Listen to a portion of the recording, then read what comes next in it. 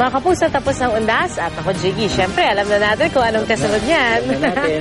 At hindi lang po mga kapuso, nararamdaman namin yung malamig na hangin. Nararamdaman ko may mga nagbabalot na rin ng regalo para sa akin.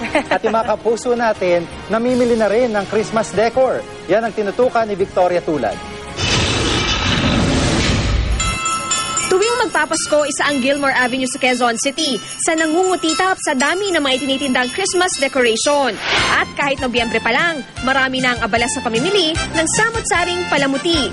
Si Tap, walang problema kahit 10,000 piso na ang nagasto sa Christmas decorations para sa kanilang bahay. Lalo na pag sa mga bahay-bahay, nakikita mo maliliwanag. Masaya talaga Pasko pag ganun eh.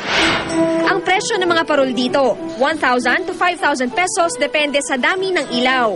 Ang reindeers na gawa sa makukulay na tube lights, 2,000 pesos. Patok din ng mga angel at puno na nasa 1,200 pesos. Ayon sa mga tindera, tiyak na sa susunod na linggo, dadami pa ang mga mamimili.